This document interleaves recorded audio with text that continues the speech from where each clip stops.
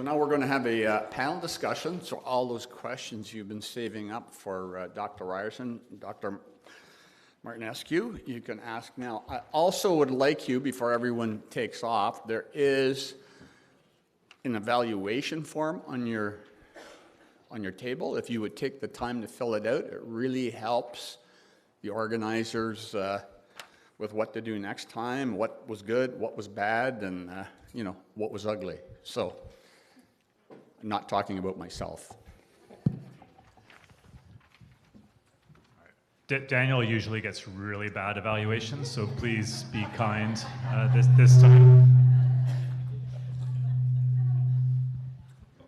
I was just wondering about NAC. I know it's kind of was in the past, we used to recommend it, and then we kind of got away from it with some of the studies. I just didn't know your thoughts on that. For cough specifically, I imagine, right? Yeah. My thoughts on it are it's really relatively benign. Probably the most, the worst thing about it is probably cost, if anything. And because it is really benign and there may be a little bit of a benefit, it's not, I don't think it's a huge kind of magic bullet or anything, but I'm usually more than happy to have people try it. That's basically it. Yeah. The question about terminology, since you spoke about it, do you think it's time to not call IPF and maybe call it something like an intrinsic PF or something, especially because of senescence and all that? Yeah, that's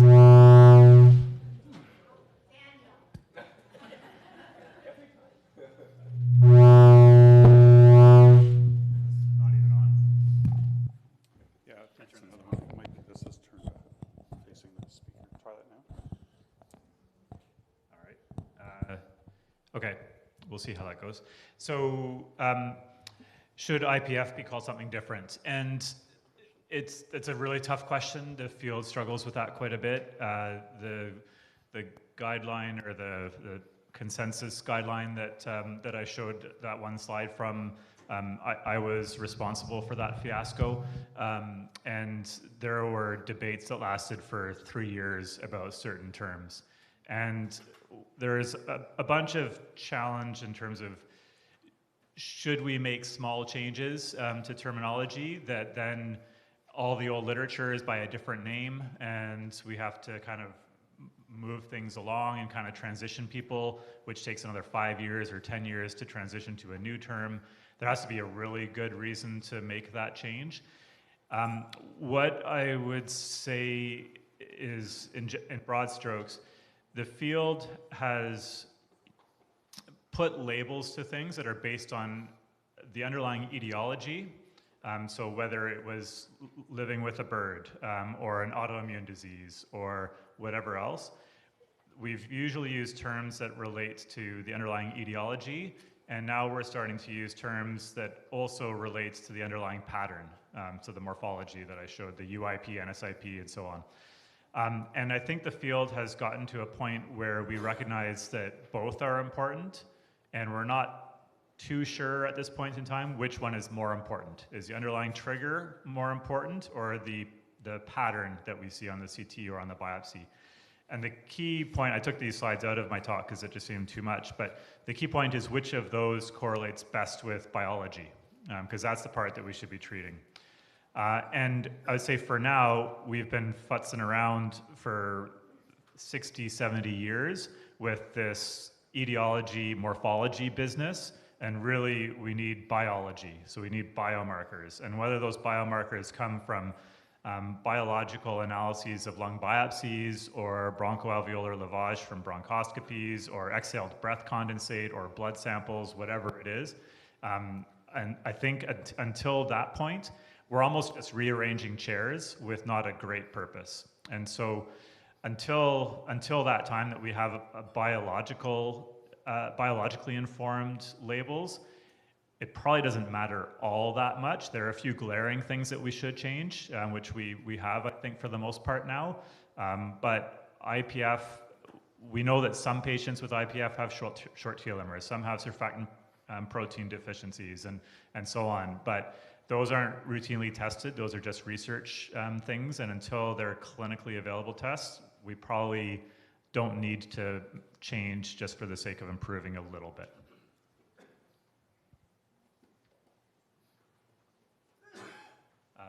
Yeah. Yeah.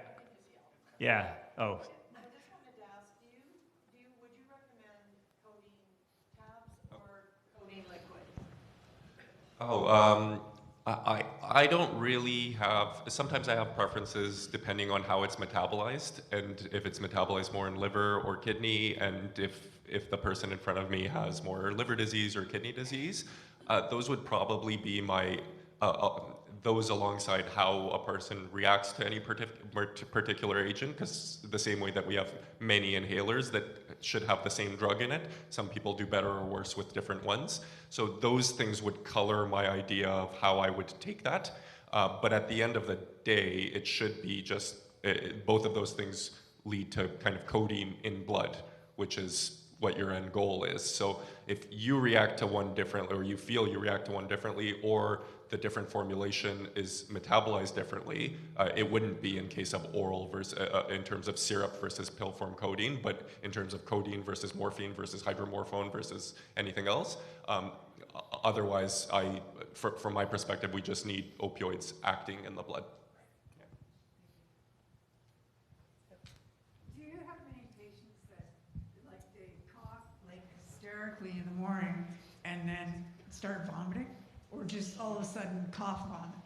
Yeah, We definitely with like very bad coughing spells leading to people having vomiting. Yeah, I've heard that before. Those are certainly situations where I would think about, if we've kind of ruled out anything else that's dangerous and contributing to that cough, thinking about those opioids, for example. Things like people fainting can also happen with very bad coughing spells. So those are endpoints that I would hope to avoid. Like, I have that, but Yeah.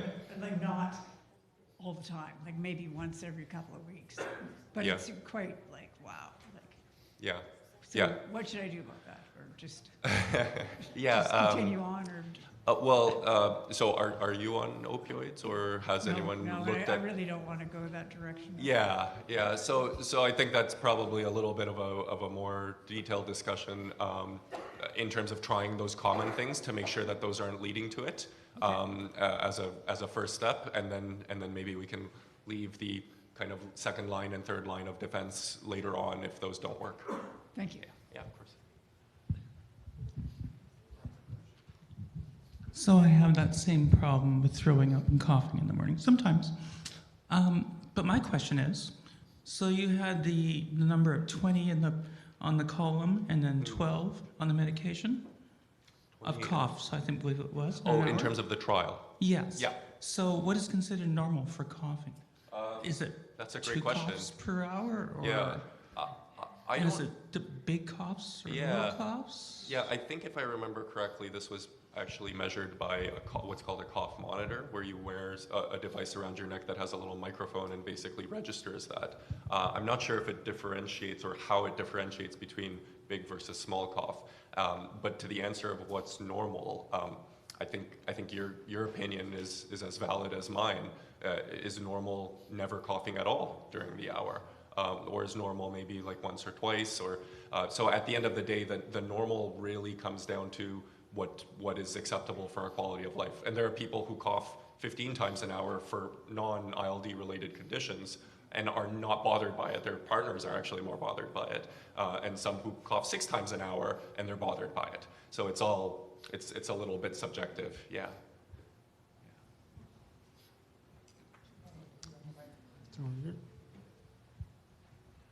Dr. Ryerson, just a quick question. I'm lucky enough to have received a double lung transplant, so I'm very grateful for that.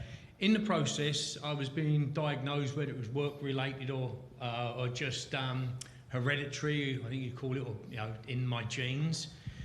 What would show on a biopsy whether it was work-related or hereditary, some sort of stuff in my genes? Sure. So the hereditary stuff, we probably wouldn't see anything on the biopsy. Most of the way that we know something is hereditary in this condition is that you tell us that you have a family member who has it. So we can't really tell. The main thing that has been described from a clinical perspective is that people who have hereditary diseases, they present a little bit younger, and they also have slightly weird stuff on their CT scan or on their biopsy. So they're a little bit less classic, but that's the only stuff that we really know from a clinical perspective. We don't routinely test for genetic variants or genetic kind of mutations, if you want to call it that. That's probably coming down the pipeline, but right now it's not really clinically applicable. From an occupational perspective, it depends on what that occupation was. So if it was something that had exposed somebody to asbestos, we would sometimes see markers of that on the CT scan as well as on the biopsy. There are pleural plaques, calcified pleural plaques that you can see on CT. You can see asbestos bodies on a biopsy as examples. If it's silica, you can see silicates.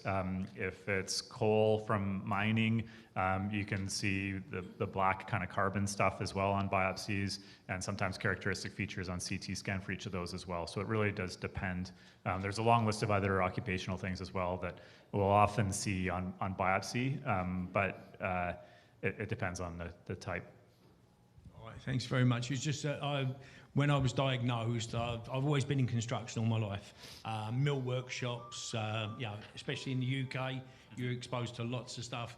But at the time that I got really ill and was diagnosed with pulmonary fibrosis, it was a WCB issue. They wanted to do a biopsy, yet I was advised very luckily by the doctor who looked after me, don't do a biopsy because it could have done more damage. So I was just curious as to what would show up, but thank you very much. Yeah, and if you've had a lung transplant, that's the ultimate biopsy. So if somebody wanted to look at that, they That's could. why I'm still here. Yeah. Thanks very much. I just had a quick question. yeah. I think at one point you were doing a study or working with a study about hereditary.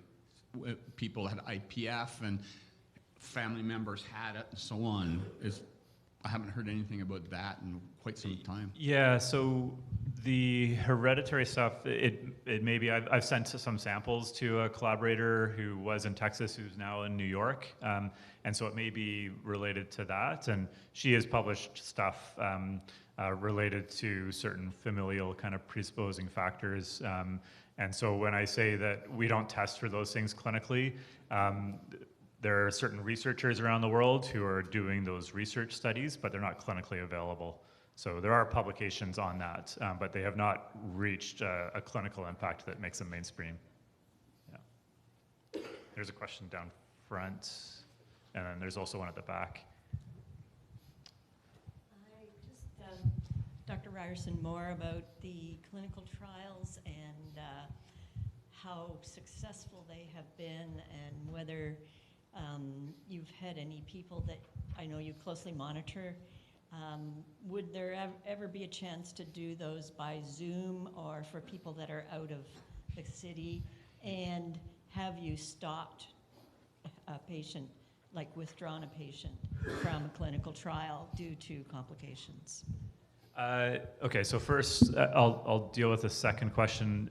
So if you go into a clinical trial and you experience some kind of side effect, or if you just are unhappy with it, you can stop it for any reason whatsoever. And so yeah, sometimes patients have reasons for stopping that are related to side effects. Sometimes a patient will have some kind of complication that forces the study to kick them out of the study as well. So that can sometimes happen as well. And I've seen both of those scenarios where the patient may want to continue on in the study, but we see some blood marker that says, nah, we're not doing this, or something similar to that. When you're doing studies like this, so the big studies are 1,000 patients, 500 to 1,000 patients around the world. And the pharmaceutical company has invested probably about $200 million minimum for that study to be conducted. And it's a bet, essentially, that the drug is going to be positive and it'll end up turning into a market of $3 billion, as an example. And they'll have a whole bunch of failed clinical trials, but if you hit that one, then you've got a new drug that works for that condition. And if you design the study in a way that is not very, very precise, very, very accurate, you are much, much more likely to fail in that trial and not reach your primary endpoint. And then we all look at the study and say, that drug doesn't work. Tough luck, but go on, try the next one. And so the companies doing that, and us and you guys, all have a very vested interest in that study being done very, very carefully. And that means being done in expert centers that do the testing very, very carefully and look at the patients very, very carefully, because if anything goes wrong, you can take 5 or 10 patients, and if something goes wrong and they're in the wrong group, the placebo group or the drug group, you can wreck an entire trial and then torpedo that drug forever, basically, even if it did work. So that's why we don't do things like Zoom or smaller sites for those kinds of things. It's just too big a gamble. Yeah, it's unfortunate, but I think that's just the reality. Yeah.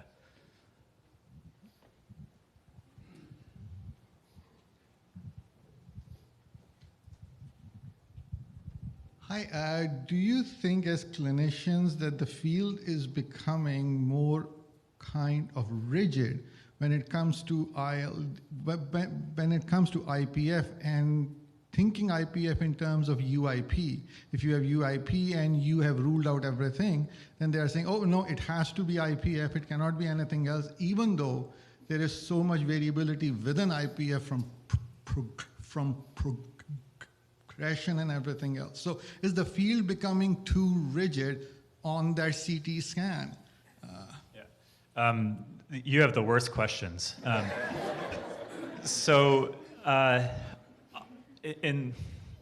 There's probably different ways to answer that depending on your perspective. I would say that in some ways we might be more rigid, and in some ways we might be less. And I could probably talk and answer this question for 30 minutes. So I think maybe we'll talk about the extremes maybe.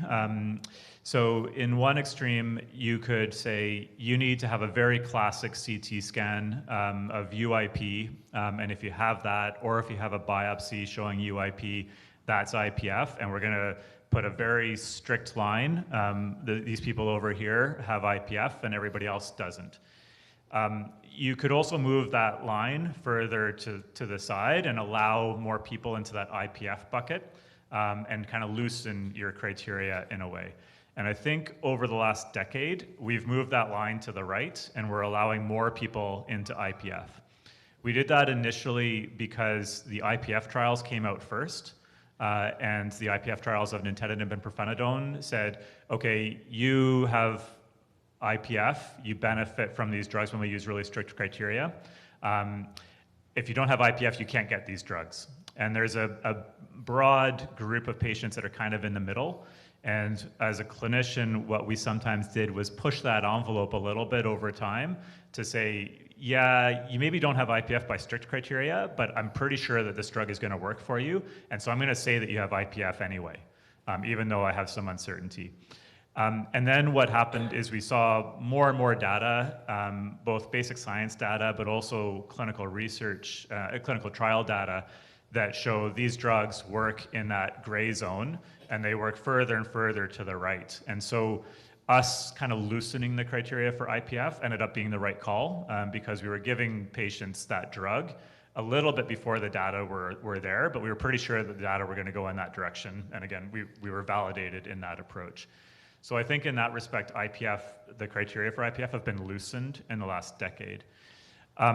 Having said that, the more we do that, the more heterogeneous that IPF population is. And we got away with what we did because nintedanib and pirfenidone, and I would also say nerandomilast and inhaled treprostinil, they're kind of messy drugs. They target downstream components of the fibrotic cascade for the most part. And because of that, they work in a whole bunch of different situations. if you want to, let's say surfactant protein mutation, if you have IPF secondary to that one specific thing, and let's say in the future, to your first question, maybe we call that surfactant protein deficiency pulmonary fibrosis, those drugs still work there, but maybe there's a very targeted drug that we can use upstream that fixes that problem. And it's kind of analogous to cystic fibrosis, which is a different disease. It's not a fibrotic disease. None of you guys have CF, I hope. But there are drugs that target that upstream part now. And if we can identify subgroups of patients with specific genetics or whatever specific upstream pathways that we can target with the next generation of drugs, then we should be starting to split things up into smaller packages. And it may still be that everybody gets nintedanib and pirfenidone, nerandomilast, treprostinil, but maybe you get this new drug X, somebody else gets this new drug Y, somebody else, and it's much more targeted. So we're not there yet, but that's the hope that the field will be going to that much more precision-based approach to therapy. No, thank you. You have answered the question. If I may ask one last thing. No. So given on that same spectrum of right and left, I was actually thinking from an immune modulation standpoint, because you could be IPF, but you could have a long history of immune, but with one clinical trial of TGF-beta, and yes, the field has shown that if you put a patient on an anti-immunity, yes, but you are then ruling, you're putting a barrier saying, no, it's UIP, it's IPF, no immune modulation.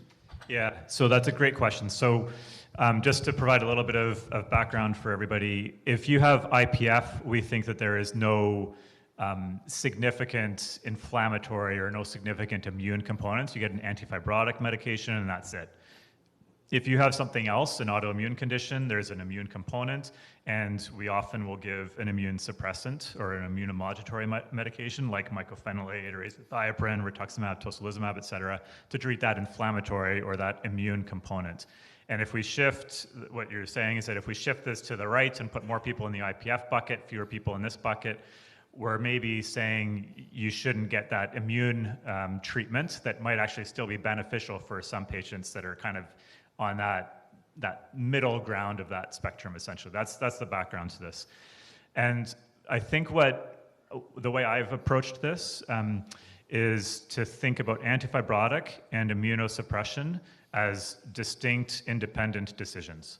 And so if you have substantial fibrosis, you get an antifibrotic medication. Doesn't matter what your diagnosis or your etiology is. If we see fibrosis suggested by the CT scan, which is a pretty good suggestion, like it's pretty accurate for fibrosis. If you have that fibrosis on CT scan, you get an antifibrotic, full stop. Doesn't matter the diagnosis.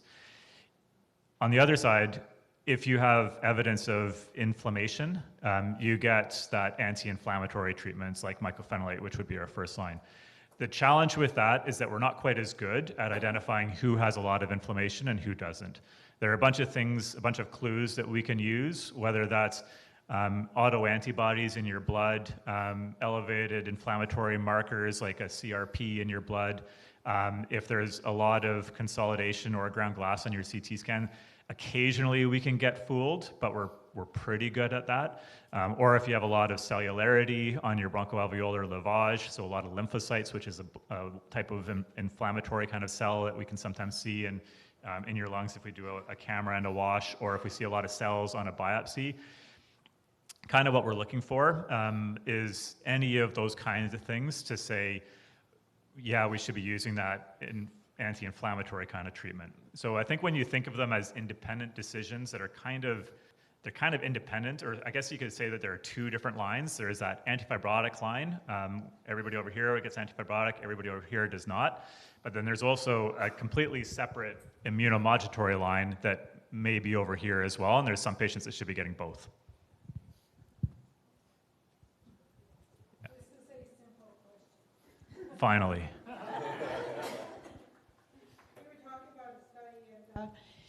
You were talking about a study and referencing 22 coughs an hour, I'm not questioning the medicine or the result, but coming down to 12 to 14 coughs an hour. What precisely do you define as a cough? 22 separate coughs or one coughing with 10 repetitions? Yeah, that's a good question. I actually don't know the nitty-gritty of how that device measured things. I believe, and my guess would be that if you have an interruption of silence in between of probably, I don't know, whatever the arbitrary number, they probably suspect like something like 5 or 10 seconds, that the next guy is going to be an independent cough, for example. Yeah. All right, thank you. I'd also add for the cough trials, and this isn't shown in that summary slide, and it's not the primary endpoint, but you can imagine if you reduce your cough from 20 to 12 or whatever, that's great. But if you can reduce the severity of coughs to the point where you're not passing out, you're not having incontinence or whatever, that's a totally separate and major benefit as well. And that wasn't as clear to me from the data, but that's a really important point to consider too. Thank you. In regards to the clinical trial, are you allowed to participate in 2 clinical trials, say, simultaneously? Essentially, no. And that's coming back to the answer earlier that if the clinical trial is not clean, if it's not very, very regimented, there's a greater risk of that trial being negative. There has been some question about whether you can set up a global multifactorial clinical trial network that will allow a whole bunch of simultaneous trials to be done. But the kind of the end result of those discussions is that pharmaceutical companies don't want to relinquish control of their clinical trials because it's such a big gamble that if anything goes wrong, they're out of luck. And so basically you can only do one at a time. So even if one is for medicine and the other one is for, say, mostly exercise? Yeah. Even that's the case? Yeah. We might push it a tiny bit where sometimes there's a monitoring component. So there's an exercise study that you're aware of that's called the HOPE IPF trial, where we had patients doing an exercise program for 8 weeks. And then we see how that exercise program worked with and without oxygen. And then there is a follow-up visit after those 8 weeks. It happens 8 weeks after that, and again 8 weeks after that. In that observation period, we're not doing anything to you. We're just seeing how you're doing. You can probably, at that point, start the screening process for a clinical trial where they're not also yet intervening on you. So there's a bit of potential overlap for that kind of thing that can be done, but you aren't supposed to be in 2 trials at the same time where you're getting 2 interventions at the same time. I think it's over front, yeah.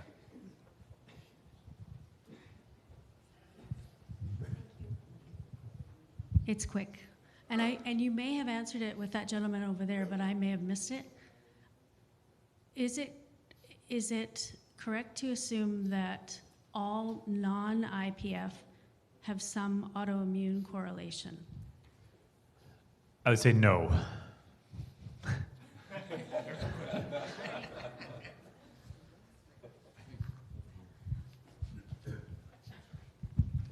You mentioned that Health Canada might approve a drug, but it might take up to 2 years for British Columbia to do it.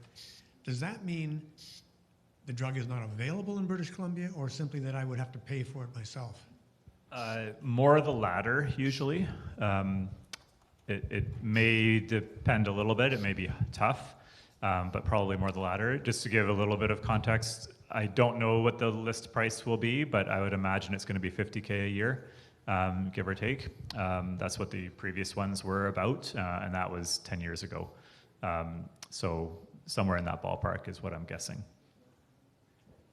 So if you moved to Ontario, you could get it sooner? Ontario was sooner with the earlier ones. BC was the last province. BC is often the last. Sorry? And Atlantic is often slow. So yeah, tough to know. I probably shouldn't say much more. It's essentially cost savings, basically. The more you slow things down, the less you have to pay for a drug. So I think that's probably why.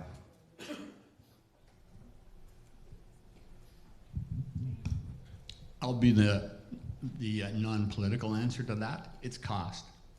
When we went to the legislature over pirfenidone to get it on, The Minister of Health at the time said, okay, so what medication do I delist to put yours on?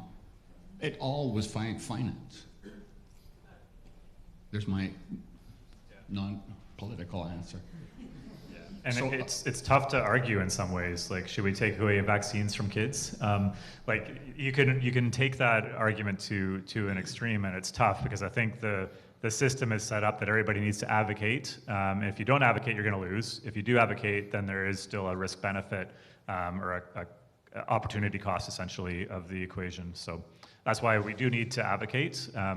And sometimes it just is slower than we would like. Way over there.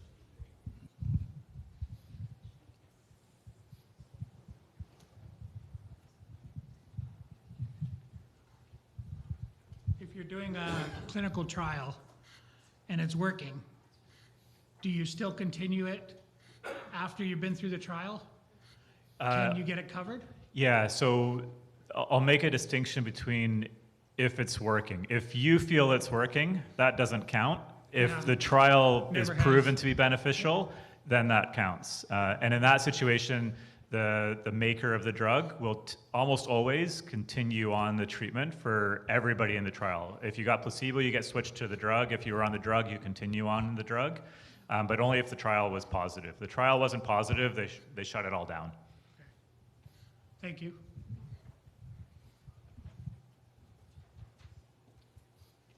All right, I think we've answered every question. So, okay, I don't know if I'm passing it back to Bob. Yeah. All right, thank you, everyone.